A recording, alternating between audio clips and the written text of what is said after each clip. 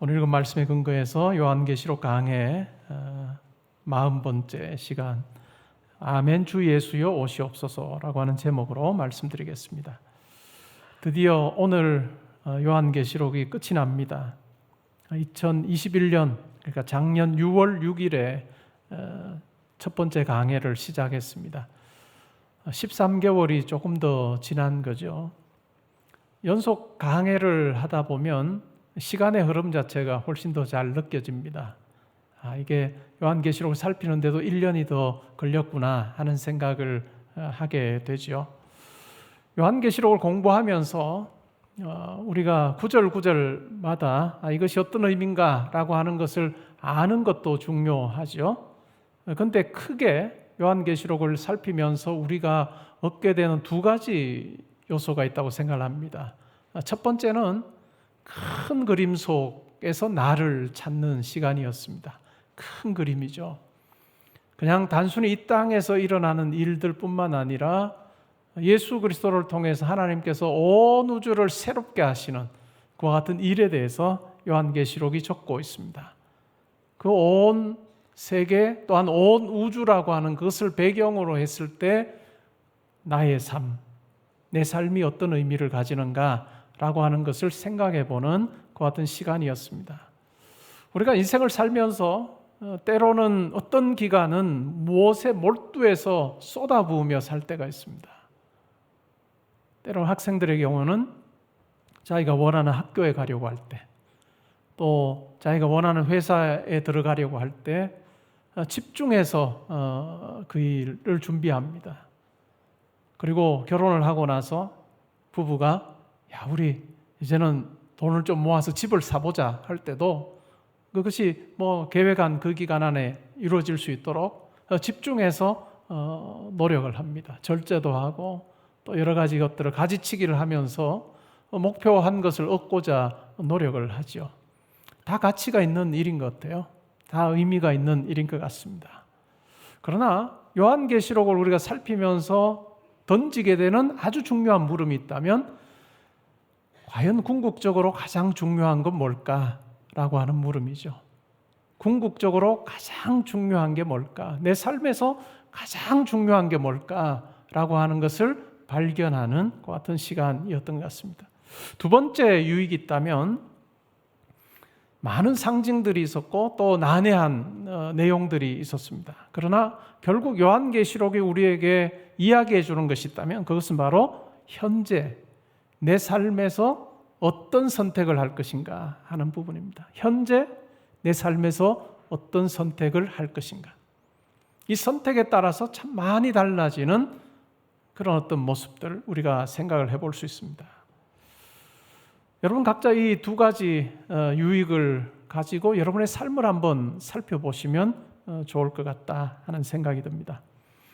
오늘은 요한계시록의 마지막 부분, 동시에 성경 전체의 마지막 부분에 대해서 살펴보려고 합니다. 6절부터 21절이 에필로그, 요한계시록의 에필로그에 해당합니다. 지난주에 6절부터 해서 11절까지 우리가 살폈죠. 오늘은 12절부터 해서 21절까지 살필 텐데요. 이 에필로그 부분에서 반복되는 부분이 있어요.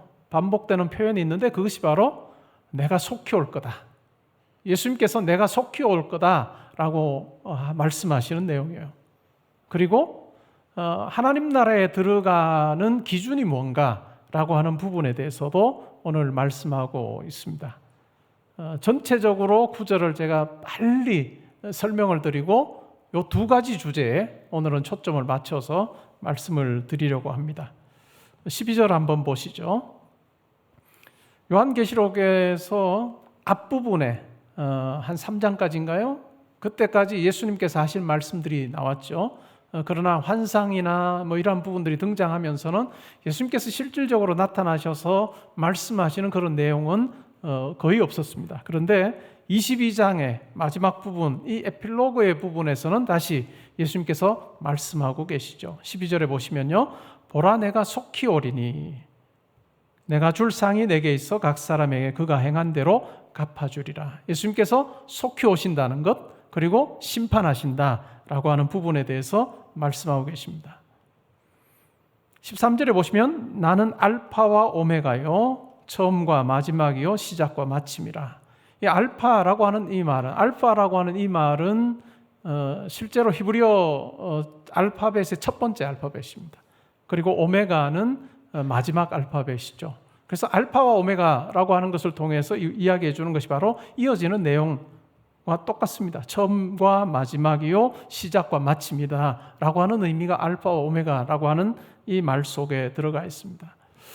예수님께서 역사의 시작이면서 마침이시고 하나님의 구원의 놀라운 시작이면서 마침이시고 또 예수님께서 창조를 시작하신 분이시고 완전히 새롭게 창조하시는 창조의 완성을 이루시는 분이다 라고 하는 의미가 13절에 포함이 되어 있습니다. 그 다음에 14절, 15절은 누가 하나님 나라에 들어갈 수 있는가 라고 하는 부분에 대해서 이야기하는데 14절에는 자기 두루마기를 빠는 자들은 복이 있으니 이는 그들이 생명나무에 나아가며 문들을 통하여 성에 들어갈 권세를 받으려 함이라. 자기 두루마기를 빠는 자들에게 복이 있다. 이 자기 두루마기를 빤 사람만이 거룩한 성에 들어갈 수 있다. 하나님 백성 될 수 있다라고 하는 그와 같은 내용입니다.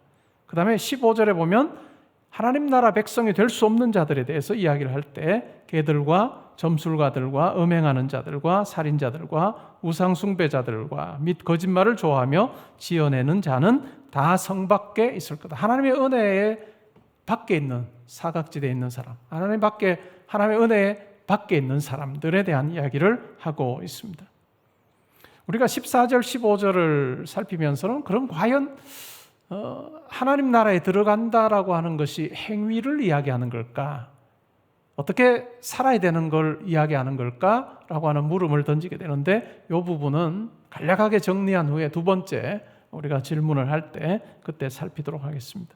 16절에 보시면 나 예수는 교회들을 위하여 내 사자를 보내어 이것들을 너희에게 증언하게 하였노라. 나는 다윗의 뿌리요 자손이니. 끊임없이 구약 성경에 보면 다윗의 후손으로는 메시아에 대한 이야기를 했습니다. 바로 성경의 예언대로 예수께서 다윗의 후손으로 오셨고 곧 광명한 새벽별이라. 이 새벽별이라고 하는 이 말은 통치를 의미합니다. 예수께서 오셔서 메시아로 통치하시는 그와 같은 분이심에 대해서 이야기를 하고 있습니다. 단순히 다윗의 후손 정도가 아니라 이사야서의 말씀을 보면 영존하는 하나님으로 묘사되는 그분이심에 대해서 이야기를 하고 있습니다. 17절에 보시면 성령과 신부가 말씀하기를 오라 하시는도다. 듣는 자도 오라 할 것이요 목마른 자도 올 것이요 또 원하는 자는 값없이 생명수를 받으라 하시더라. 17절을 읽으면서 왜 신부가 들어갔을까? 성령이 말씀하시기를 이라고 하면 자연스러울 것 같은데 왜 신부라고 넣었을까? 라고 하는 의문이 들 수도 있습니다. 신부가 누굴까요? 교회를 이야기하는 거겠죠. 성령과 교회가 말씀하는 이것이 어떤 의미일까요? 성령께서 이와 같은 구원으로의 초청을 하실 때 누구를 통해서 구원의 길로 초청한다는 거죠. 교회를 통해서 성도를 통해서 그 일을 하고 계신다라고 하는 것을 17절에서 이야기합니다. 그 다음에 18절, 19절에서는 이 두루마리의 예언을 빼거나 더하는 자에게 주어질 것 같은 화에 대해서 이야기를 하죠. 그리고 20절에는 이것들을 증언하시니가 이르시되 내가 진실로 속히 오리라 라고 그렇게 말씀합니다. 그러자 사도 요한이 아멘 주 예수여 오시옵소서 라고 그렇게 화답하고 있습니다. 주여 오시옵소서 라고 하는 이 말은 고린도전서 16장에도 나오는데요. 이 고린도전서 16장에 나오는 그 말은 아람어로 하면 마라나타라고 하는 이야기입니다. 주여 오시옵소서라고 하는 그 말이죠. 내가 속히 오리라. 주님 오시면 안 됩니다. 이게 주님 오시옵소서라고 하는 그와 같은 깨어있는 제자의 모습을 우리에게 보여주죠. 그리고 21절에 보면 주 예수의 은혜가 모든 자들에게 있을지어다 아멘이라고 하면서 편지의 형식으로 요한계시록을 마무리하고 있습니다. 두 가지 부분을 가지고 생각을 해보면 좋을 것 같아요. 첫 번째, 예수님이 속히 오신다. 우리가 신약 성경을 읽을 때마다 예수님께서 속히 오신다라고 말씀하시는 내용을 우리가 접할 때가 있어요. 그럴 때마다 여러분 어떤 생각이 드세요?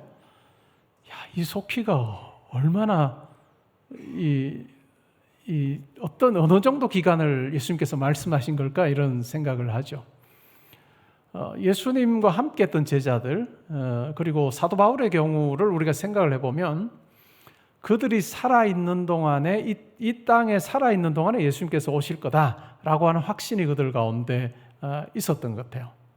그래서 너희가 나를 본 그대로 내가 올 거다라고 말씀하셨던 그 내용이 있었기 때문에 아주 초기의 교회 성도들은 예수님께서 정말 곧 오실 거다라고 하는 생각을 그들이 가졌습니다. 그리고 바울의 편지에도 보면 예수님의 재림이 임박하다라고 하는 내용이 여러 군데서 등장합니다. 그러나 이제 그가 세상을 떠날 날이 얼마 남지 않았을 때 그때 편지의 내용을 보면 살짝 바뀝니다. 내가 이 세상에 사는 동안 예수님께서 오시지 않으실 수도 있겠구나라고 하는 그 같은 자기 생각을 표현하는 그러한 부분도 있습니다. 예수님께서 속히 오신다. 7절에도 말씀하셨고 또 12절에도 말씀하시고 20절에도 말씀하셨는데 우리가 이 부분을 어떻게 이해해야 할까요? 예수님께서 속히 오신다 하셨는데 그건 한 1900년 정도 이상 지나도록 예수님께서 오시지 않으셨어요. 우리가 이 부분을 어떻게 이해해야 될까라고 하는 부분에 대해서 한번 생각을 해보면 좋을 것 같아요. 예수님께서 속히 오신다라고 하는 이 말, 예수님의 재림과 관련해서 우리가 항상 연관지어서 살펴보는 성경 구절이 있는데 그것이 바로 베드로후서 3장 8절, 9절 말씀이에요. 이런 말씀이 나옵니다. 사랑하는 자들아, 주께는 하루가 천년 같고 천년이 하루 같다는 이 한 가지를 잊지 말라. 주의 약속은 어떤 이들이 더디다고 생각하는 것 같이 더딘 것이 아니라 오직 주께서는 너희를 대하여 오래 참으사 아무도 멸망하지 아니하고 다 회개하기에 이르기를 원하시느니라 라고 이야기합니다. 베드로후서 베드로가 썼다고 우리가 믿으니까 언제쯤 쓰였을까요? AD 60년대 중반쯤 되겠죠. 그때도 예수님의 재림이 더디다 라고 생각하는 사람들이 있었다는 거예요. 왜 곧 오신다고 하셨는데 왜 30년이 지나도록 예수님께서 안 오시나 라고 하는 생각을 가졌던 성도들이 AD 60년대에도 있었다라고 하는 겁니다. 그런 자들을 향해서 베드로가 설명해 주는 거죠. 주께는 하루가 천년 같고 천년이 하루 같다 하는 이 사실을 잊지 말아라. 이 말은 어떤 의미일까요? 예수님께서는 영원이라고 하는 영원히 존재하시는 분이지. 영원이라고 하는 것 속에 존재 방식을 취하고 계시는 분이에요. 우리는 어떨까요? 우리는 시간이라고 하는 것에 매여 살아요. 시간이라고 하는 것에 매여 삽니다. 오래 살면 요즘에는 그래도 평균 수명이 많이 늘어났죠. 또 오래 사시는 분들은 100살 넘게 사시는 분들도 이제는 더 많아집니다. 그럼에도 불구하고 시간에 매여 사는 존재입니다. 근데 예수님은 어떤가요? 예수님은 시간에 매여 사시는 분이 아니죠. 영원, 전부터 계시고 영원까지 계시는 이 영원이라고 하는 방식 속에 사시는 분이시기 때문에 우리 시간에 매여 사는 우리와는 매우 다른 거죠. 그런 측면에서 이야기합니다. 하루가 천년 같고 천년이 하루 같은 이 사실을 잊지 마라. 그리고 매우 중요한 이야기를 하죠. 주의 약속은 어떤 이들이 더디다고 생각하는 것 같이 더딘 것이 아니다. 왜 그러면 더디 오시느냐? 우리에게는 더하겠죠. 왜 1900년이나 지나도록 왜 안 오실까? 예수님께서 하셨던 말씀부터 시작하면 거의 2000년 동안 예수님께서 오시지 않으셨는데 왜 안 오시는 걸까라고 하는 생각에 대한 답을 던져줍니다. 그게 뭘까요? 오직 주께서는 너희를 대하여 오래 참으사 아무도 멸망하지 않고 다 회개하기에 이르기를 원하시느니라 라고 하는 말씀입니다. 이렇게 더디 오시는 이유는 바로 사람들이 회개하여 하나님 백성 되기를 원하시기 때문에 더디 오신다라고 하는 이야기죠. 작년 외국에서 발간이 된 선교 잡지, 선교 저널 1월호를 제가 보았는데 기독교인 수에 대한 기사가 있었어요. 세계 인구가 78억 7,500만 명이라고 합니다. 78억 7,500, 79억이 조금 안 돼요. 그 중에서 기독교인 수가 25억 4,500만 명이다 이렇게 이야기합니다. 그러니까 최대 종교죠. 32.3% 정도. 그러니까 대략 보면 3명 중에 1명이 기독교인이에요. 오늘날 보면 3명 중에 1명이 기독교인인 그와 같은 시대를 우리가 살고 있습니다. 아마 2050년이 되면 더 많이 기독교인이 늘어날 거다라고 하는 그와 같은 기사를 제가 접하곤 합니다. 그러한 것이 한국에도 현실이 되면 참 좋겠다라고 하는 그런 마음이 있어요. 지금은 아프리카나 아니면 중국 쪽에 이 복음화율이 굉장히 높아지고 있죠. 그래서 2050년이 되면 그 지역에 성도들이 참 많아질 거다라고 하는 예측을 합니다. 지금 우리가 사는 이 세상에서 이 시대에는 3분의 1, 3명 중에 1명이 기독교인이에요. 그러면 요한이 요한계시록을 쓰고 있는 이 당시 기독교인 수가 어느 정도 됐을까요? 여러분 한번 게스해 보세요. AD 100년경에 96년경에 쓰였다고 우리가 보통 이해를 하니까 AD 100년경에 기독교인 수가 몇 명 정도였을 것 같아요? 한 1000만 명 됐을까요? 한 100만 명 됐을까요? 그보다 훨씬 더 적은 것 같아요. 로드니 스타크라고 하는 그 사회학과 교수님이 있습니다. 그는 UC 버클리에서 박사학위를 받고 지금은 베일러 대학이라고 하는 좋은 대학인데 이 베일러 대학에서 교수로 있습니다. 그분이 1996년에 책을 출판을 했는데 그 책 제목이 The Rise of Christianity라고 하는 책이에요. 그러니까 기독교의 발흥 정도로 번역할 수 있는 이 책에서 초대교회 당시의 성도 수에 대해서 쭉 적는 내용이 나와요. 주후 AD 150년 정도에는 기독교인 수가 세계의 총 기독교인 수가 얼마였을 것이다라고 예측을 하느냐 하면 4만 명이었을 거다. AD 150년경에 세계의 기독교인 수가 4만 명 정도였을 거다. 그 다음에 그 이후로 이제 가면서 좀 늘어나죠. 결국 이제 310년 이후로 콘스탄티누스 황제 이후로는 아주 급속도로 늘어나는데 그 이전까지는 성도 수가 그렇게 많지 않았다는 거예요. 그러면 AD 100년경에는 어떨까요? AD 100년경에는 4만 명보다 더 적었을 것입니다. 알란 허쉬라고 하는 분이 The Forgotten Ways라고 하는 책을 썼는데 이 책에서 AD 100년경에 기독교인 수가 어느 정도였다라고 예측을 하느냐 하면 2만 5천 명이었을 거다. 여러분들이 생각할 때 굉장히 수가 적죠. 제 전공한 부분이 사실은 주 1세기, 주전 1세기 이 부분이 제 전공 분야입니다. 그러니까 이 분야, 이 시기의 책들을 글들을 제가 많이 읽은 편이긴 한데 저도 그 결론에 그 주장에 동의를 합니다.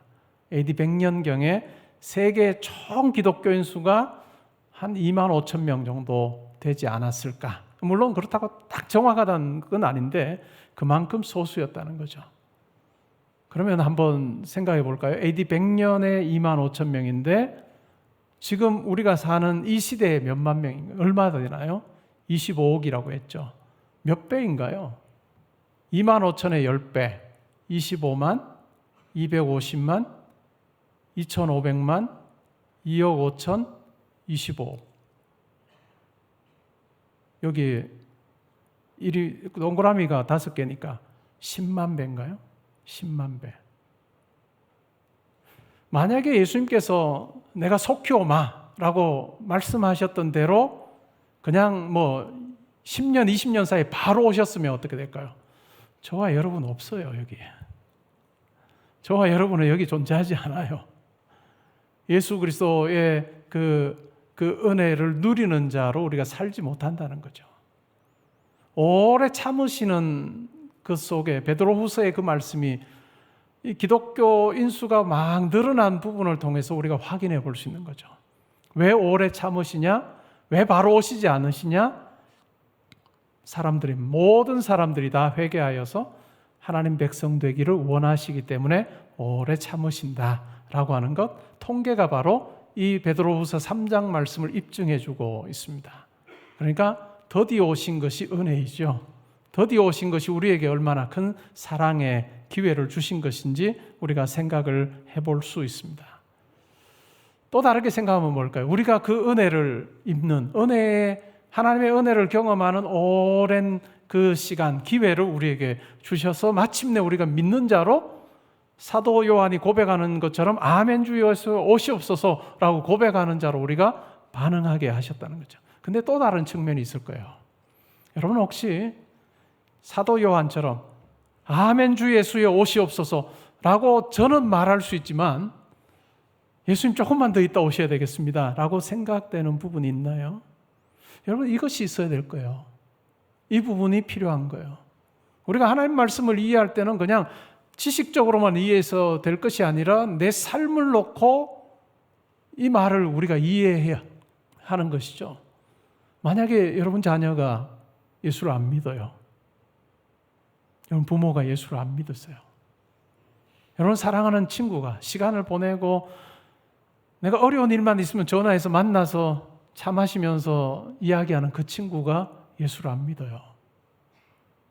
직장에 내가 참 아끼는 동료가 예수를 안 믿어요.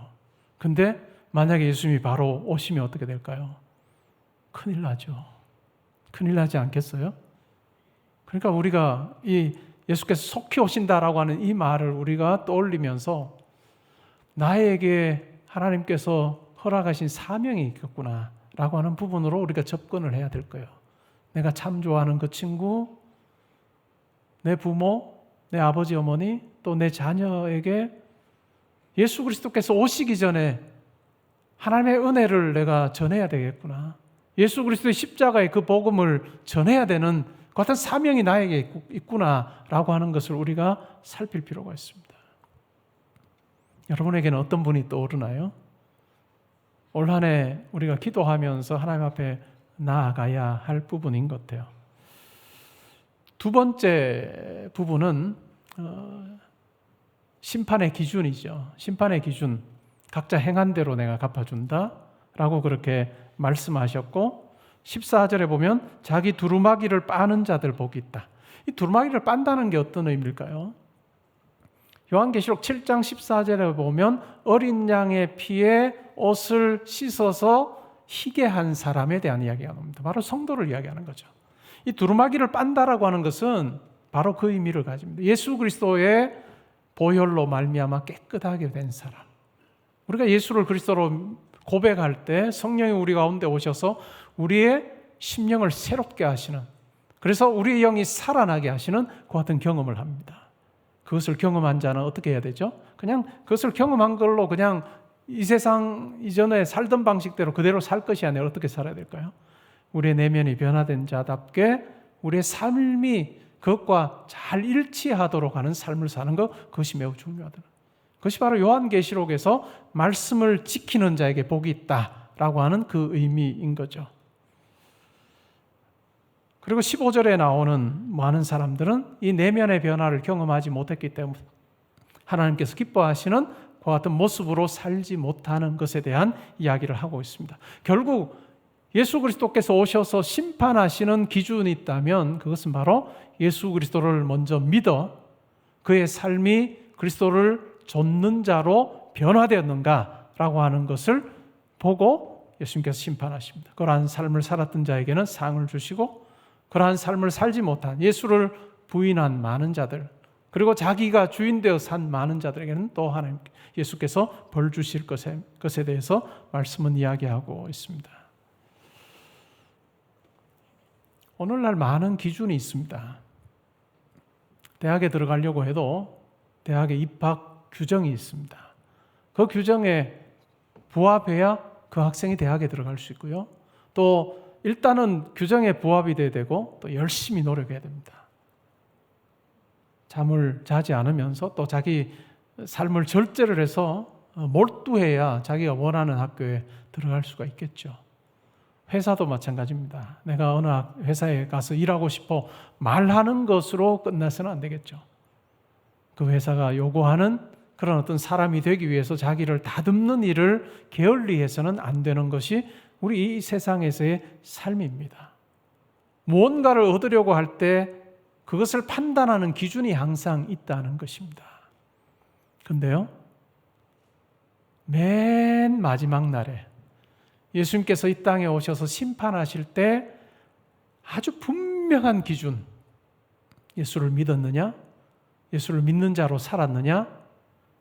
예수 그리스도를 닮는 자로 살았느냐라고 하는 기준이 가장 선명하게 세워질 것입니다. 오늘날 많은 사람들은 이 기준에 대해서 관심이 없습니다. 때로는 무시하기도 합니다. 사람들이 관심을 기울이지 않는다 할지라도 이 기준은 마지막 날에 궁극적인 판단하시는 하나님 앞에서 가장 절대적인 기준이 돼서 그날에 작용할 거다라고 하는 것을 우리가 기억할 필요가 있습니다. 그러면 어떨까요? 그 영혼이라고 하는 관점에서 내 삶을 보는 거죠. 과연 그 영원한 예수 그리스도께서 나를 판단하시는 그 판단의 기준을 가지고 내 삶을 볼 때 내가 정돈해야 할 부분이 뭔지, 또 더 애써야 될 부분이 뭔지를 우리는 찾는 그 같은 지혜가 우리 가운데 필요할 것입니다. 그리고 17절에 보시면요, 성령이 구원으로 초대하시면서 신부와 더불어서 말씀하고 계시는 이것 또한 우리에게 중요한 부분 같아요. 내 사랑하는 친구, 가족, 또 동료에게 다른 누군가를 통해서 말씀하기를 원하지 않으시고 바로 나를 통해서 말하기를 원하시는 성령님의 뜻이 속에 있는 거죠. 내가 침묵하면 내 사랑하는 친구에게 복음을 전할 수 있는 기회가 줄어든다는 것 우리가 기억하면 좋겠습니다. 내가 속히 오리라, 아멘 주 예수여 오시옵소서, 마라나타라고 우리가 고백하면서도 여전히 그날이 오기 전에 내가 복음 전해야 될 그 사람을 우리가 기억하면서 가장 좋은 선물을 함께 나누기를 원하는 그 마음이 우리 가운데 있으면 좋겠습니다. 원래 10월 마지막 주에 이웃사랑 초청주일을 하려고 해요. 우리 교회 이웃사랑 초청주일은 별로 떠들썩한 건 없어요. 연예인이 와서 이야기하는 것도 없고 매주 설교하던 제가 그냥 설교할 거예요. 물론 우리 모두 다가 마음에 작정하고 그 사람을 놓고 여러분들이 이제 기도하셔야 되겠죠. 마음에 품고 그 사람을 위해 기도하고 교회 예배에 참여한다면 그분의 귀를 열어서, 내 사랑하는 친구의 귀를 열어서, 마음을 열어서 예수를 영접할 수 있게 해주십시오라고 하는 그 간절한 소원함이 우리 가운데 있으면 좋을 것 같아요. 우리가 어떤 멋들어진 행사를 준비한다고 역사가 일어나지는 않습니다. 성령께서 그 한 사람을 움직이실 때 비로소 역사가 일어나는데 우리가 그것을 기대하고 소망하면서 꿈꾸면서 우리가 남은 기간들을 준비하면 좋겠어요. 여러분 마음속에 가장 사랑하는 친구의 이름을 새겨보시면 좋을 것 같아요. 제가 이 친구를, 아니면 제 부모님을, 내 동생을, 내가 참 좋아하는 누군가를 마음에 품고 하나님 은혜 베풀어 주십시오. 이 구원의 놀라운 초대로 그도 초대받는 자리로 나와 정말 영원한 천국의 삶을 누리게 해주십시오라고 하는 그 간절한 소원함이 우리 가운데 있으면 좋겠습니다. 예수 그리스도께서 우리와 함께 하시고 또 우리의 지금의 삶에도 함께 하셔서 우리를 돌보고 계신다는 것 우리가 기억하면서 마지막 그날에 우리가 아버지 앞에 섰을 때 잘했다 아들아 따라 칭찬 듣는 저 여러분 되시기를 주님의 이름으로 축복합니다. 아멘.